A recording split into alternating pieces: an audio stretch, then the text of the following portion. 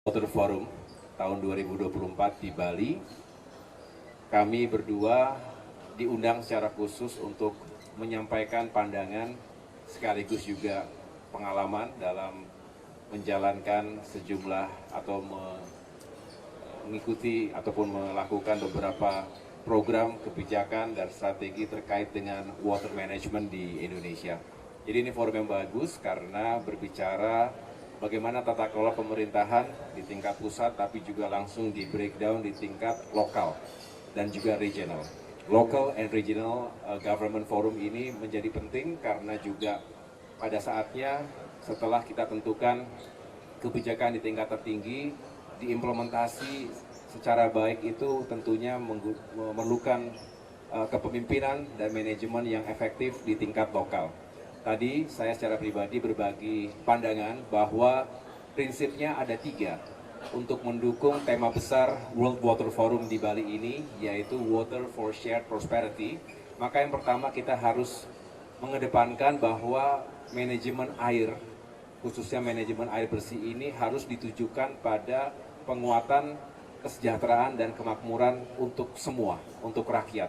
Jadi jangan sampai kemudian air yang merupakan elemen yang paling fundamental dalam kehidupan tidak menghadirkan kesejahteraan bagi seluruh rakyat. Yang kedua, bagaimana memiliki fair accessibility, akses yang juga berkeadilan untuk semua. Tidak boleh ada yang sulit sekali untuk mendapatkan air bersih dan juga untuk sanitasi. Dan yang terakhir, berkaitan dengan sustainability, keberlanjutan, bicara global warming, krisis iklim, dan kelangkaan air serta tanah ini juga tidak pernah habis, artinya selalu menjadi isu dan perdebatan termasuk konflik di berbagai belahan dunia. Oleh karena itu, melalui World Water Forum kita punya semangat untuk mencari solusi bersama dan mudah-mudahan kita bisa bersatu dan berkolaborasi mengambil langkah-langkah yang konkret dan menjaga air termasuk tanah dan lingkungan kita yang hanya satu, artinya kita berharap masa depan anak cucu kita juga tetap baik dan semakin baik. Demikian yang saya sampaikan. Terima kasih. Terima kasih banyak Mas Sae. Rekan-rekan sekalian, tadi acara hari ini sebetulnya acara mengenai masalah peran pemerintah daerah, local government contribution untuk water management. Kita tahu bahwa dalam water forum ini sudah dimulai 2 hari pertama. Hari pertama sudah dibuka tadi oleh Bapak Presiden hari Senin, kemudian dilanjutkan dengan high level meeting yang diikuti oleh semua kepala negara yang mewakili. Kemudian setelah itu dilanjutkan dengan tingkat menteri, ministerial meeting levels, dan itu ada joint ministerial level, joint declaration sudah ada.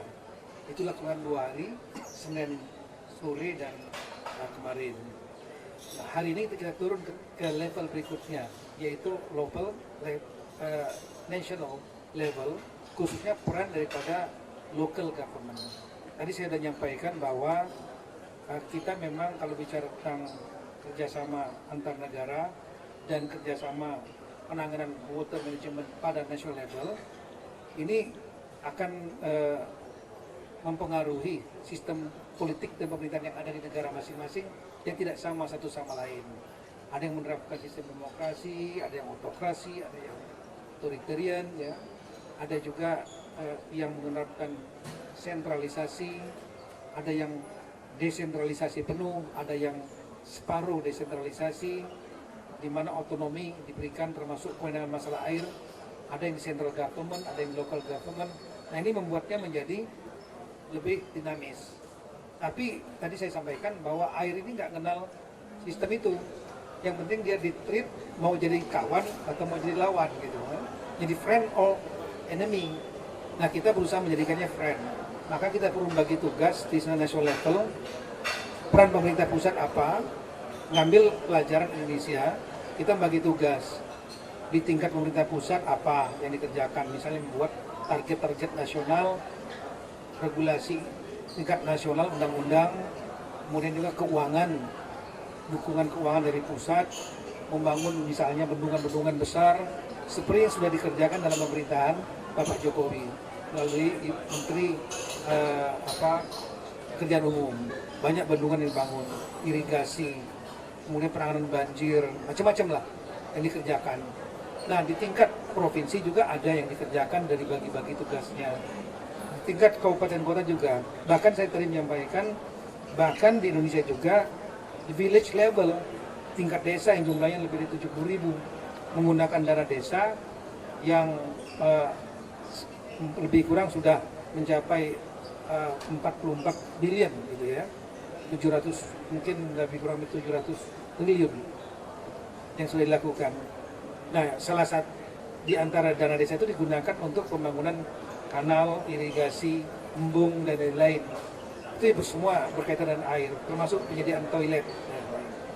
Nah, intinya yang kami sampaikan bahwa dari pengalaman Indonesia dan pengalaman dari negara-negara lain, tentu kita perlu membuat semacam joint declaration dan guidance bagi pemerintah-pemerintah daerah, karena pemerintah daerah seluruh dunia ya, itu dimanapun juga itu semua memberikan kontribusi untuk upaya global ini, sehingga guidance kita tadi disampaikan beberapa poin ya, mulai dari masalah pendidikan, kemudian masalah perencanaan, budgeting, planning and budgetingnya, isu-isu apa dalam water ini yang harus ditangani, seperti safe drinking water yang harus menjadi bagian dari human rights, kemudian juga bagaimana menangani masalah water supaya tidak menjadi enemy, seperti flood, ya, banjir, drought, kekeringan, dan lain-lain. Nah, itu kira-kira yang kami sampaikan tadi, dan kita harapkan masukan-masukan kita bisa menjadi pertimbangan dalam rangka nanti membuat joint declaration. Dan kita juga menyampaikan dari terakhir, membolehkan pemerintah daerah untuk bekerja sama dengan pemerintah daerah negara lain untuk sharing best practices sepanjang itu sesuai dengan aturan undang-undang nasional yang berlaku. Saya kira itu. Pak Haji, dari antara Pak, tadi sempat di pidato Pak Menteri AHY sempat disinggung mengenai kementerian atau kelembagaan khusus mengenai air. Boleh dijelaskan lebih lanjut Pak usulan itu seperti apa, dan nanti perannya untuk membantu pemerintah daerah seperti apa, dan tanggapan dari Pak Tito nanti kira-kira kalau itu dibentuk Pemda nanti kerjasamanya kayak gimana? Terima kasih. Ya, memang tadi dalam remarks yang saya sampaikan di forum tadi ada satu gagasan, pandangan yang boleh kita kaji lebih dalam tentunya.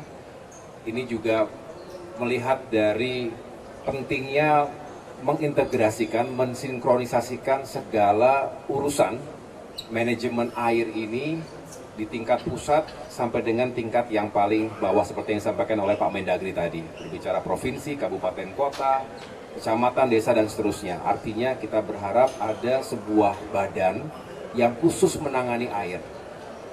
Ini bukan yang pertama tentunya, ada sejumlah negara yang terlebih dahulu sudah mendirikan institusi seperti itu, memiliki kewenangan. Yang paling penting itu kewenangan otoritas ya, termasuk juga kapasitas untuk bisa mengelola air secara komprehensif, termasuk tata ruang dan penyiapan lahan yang dikoordinasikan dengan berbagai kementerian, termasuk regulasinya juga disiapkan dengan baik. Kerjasama dan kolaborasi dengan pemerintah daerah ini juga menjadi kekuatannya. Oleh karena itu, bukan hanya sekedar menambah birokrasi baru, kalau menurut saya, Badan Air Nasional atau apapun namanya, ini diharapkan bisa menjadi wadah besar bagi penataan manajemen air, menghadapi krisis air yang cepat atau lambat, siap atau tidak siap, kita harus menghadapi itu.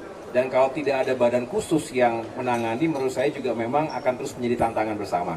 Tapi sekali lagi, saya tidak punya kewenangan hanya menyampaikan ini di depan forum internasional, sebuah forum akademis yang bisa kita diskusikan. Dan kalau memang ada nilai-nilai yang baik ataupun hal-hal yang positif yang bisa kita dapatkan seperti Pak Mendagri tadi, kita nggak usah ragu-ragu untuk belajar, saling belajar, mendapatkan lessons learned dan juga best practice dari berbagai negara ataupun lembaga yang terlebih dahulu melakukan ataupun sudah lebih dulu berhasil. Itu juga sesuatu yang baik untuk kita dan juga untuk pemerintahan di tingkat daerah. Iya, saya sependapat. Jadi jumlah penduduk dunia ini berkembang eksponensial. Eksponensial itu maksudnya seperti apa COVID itu ya, dia kelipatannya tinggi sekali penduduknya. Diperkirakan nanti akan mencapai lebih kurang 8 miliar kalau salah dalam 10 tahun, 6 tahun, 7 tahun ke depan 2030. Sementara kita jumlah energi, makanan, dan air pasti akan juga bertambah, diperlukan. Sedangkan dia terbatas. Maka diperkirakan ke depan itu tantangan dunia itu memang 3 itulah: energi, food, security, ya, dan kemudian water, air. Beberapa negara bahkan sudah punya menteri. Tadi seperti tadi salah satu speaker lah Minister of Water of Maroko. Maroko punya menteri air khusus sendiri. Nah kita mungkin, saya belum tahu, sementara ini kan kita lihat adanya di beberapa kementerian, seperti misalnya di Kementerian KKP, tapi mengurus masalah kelautannya, tidak mengurusi masalah air yang ada di daratannya gitu. Kemudian ada Kementerian Lingkungan Hidup yang menangani masalah juga air, tapi secara umum spesifik. Dan Menteri ATR BPN itu sangat relatif, ya, sangat terhubung dengan masalah air. Karena apa? Tata ruang daerah yang menjadi tangkapan air dikonversi menjadi pemukiman, terjadi longsor, landslide, banjir, berpengaruh semuanya. Nah oleh karena itu mungkin ini menjadi salah satu pertimbangan ya. Tapi sekali lagi Pak AY dan saya bukan punya kewenangan, ini sebaik idea sharing dari pengalaman negara lain. Mungkin it is time for us to have more attention on water issue, water related issue. Dan dari Kemendagri pasti apapun yang diambil kebijakan dari presiden atau presiden terpilih nanti, kita tentu akan mendukung. Pak AHY, ini soal usulan Badan Air Nasional itu, apakah sudah sebelumnya dikomunikasikan ke Pak Jokowi, Presiden saat ini, atau mungkin akankah ada rencana diomongin ke Pak Jokowi ataupun Presiden terpilih Pak Prabowo gitu? Karena kan seperti kita ketahui Presiden terpilih juga kan sedang menggodok ya Pak ya soal nanti kementerian dan juga kabinet itu seperti apa? Ya, sama seperti disampaikan oleh Pak Mendagri, kami tidak punya keruangan secara langsung, tetapi tentu saya akan melaporkan sekaligus juga memberikan masukan-masukan sebagai pembantu presiden, punya kewajiban diminta tidak diminta untuk memberikan masukan yang baik. Tentunya kita harapkan tadi karena semangatnya adalah kita lebih fokus, lebih serius dan lebih memiliki kapasitas dan otoritas untuk menangani berbagai masalah krisis air di masa depan. Ini belum bicara tentang dampak yang semakin parah dari pemanasan global misalnya. Jadi makin ke depan ini petani misalnya, ratusan juta petani seluruh dunia akan terdampak langsung terhadap kekeringan air, dan kalau itu gagal panen di mana-mana maka akan berpengaruh pada produktivitas pangan, dan ini menjadi bencana buat kita manusia. Jadi sekali lagi kembali, apakah solusinya diantaranya dengan mengintegrasikan berbagai elemen dan instrumen yang berkaitan langsung dengan manajemen air? Maka kalau memang itu, maka kita harus juga perlu memikirkan ke depan seperti apa. Dan kalau memang di antara berbagai opsi atau alternatif solusi yang lain juga baik, kita akan integrasikan dalam konsep ke depan bagaimana menata air dengan baik dan mencegah terjadinya krisis. Ini kan, mohon maaf, ini kan teman-teman media, ini kan baru sebatas ide yang disampaikan oleh Bapak AHY maupun kami. Ini ide, dan kita bersyukur Water Forum ini dilaksanakan di Indonesia sebagai tuan rumah. Ini memberikan menjadi wake up call bagi kita pentingnya air. Ide baru sebatas ide, tapi tentunya keputusan apapun juga lah nanti dari pimpinan kita. Jadi teman-teman nanti jangan nulisnya seperti sudah harus dari kita gitu, enggak ya. Skema reward atau insentif Pak untuk Oh iya betul. kepala-kepala daerah yang dari Bapak sumber daya air itu usulannya seperti apa, rewardnya dari Pak daerahnya harus seperti apa? Dari Pak Menteri PUPR memberikan saran. Ini kan kita menggunakan prinsip semi otonomi daerah, termasuk air ini ditangani oleh daerah. Seperti air minum itu oleh kabupaten dan kota, bukan oleh pemerintah nasional. Nah, kemudian dalam rangka manajemen air, termasuk safe drinking dan clean water, air yang bersih dan air yang minum, itu karena dikelola oleh daerah-daerah, salah satu cara kita biasanya untuk menangani tingkat nasional, kita membuat iklim yang kompetitif antar daerah. Jadi biar mereka saling berlomba untuk memanage dengan sebaik-baiknya. Nah, nanti yang terbaik biasanya kita akan berikan reward yang baik-baik, ya yang kurang, yang tidak baik kita berikan punishment, paling enggak teguran gitu. Nah, salah satu reward yang biasanya menarik daerah itu adalah kalau diberikan budget tambahan alokasi, namanya dana insentif daerah. Sekarang namanya disebut insentif fiskal. Seperti kasus untuk penanganan inflasi, itu Ibu Menteri Keuangan kami usul disiapkan 1 tahun 1 triliun untuk 100 provinsi, kabupaten kota yang dianggap terbaik menangani inflasi per 4 bulan.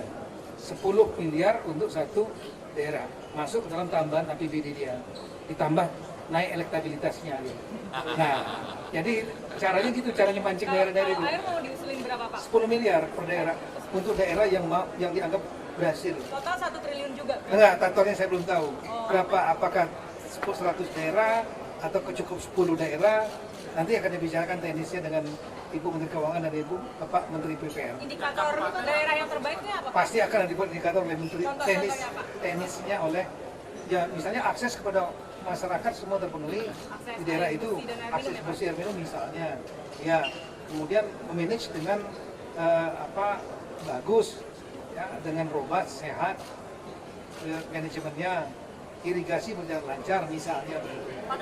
Nanti membuat kisi-kisinya dari teknis tentu Menteri PPR. Apakah akan didorong juga untuk memanfaatkan dana hibah dari internasional nggak Pak, para pemimpin daerah ini? Misalkan kerjasama dengan Australia. Boleh aja, tapi kan harus melalui pemerintah pusat kalau untuk hibah. Kalau dana desa Pak, berapa persen alokasi untuk air? Nggak ada yang spesifik, tapi kita memberikan instruksi sesuai dengan keperluan tiap-tiap daerah masing-masing. Makasih banyak. Ya, makasih.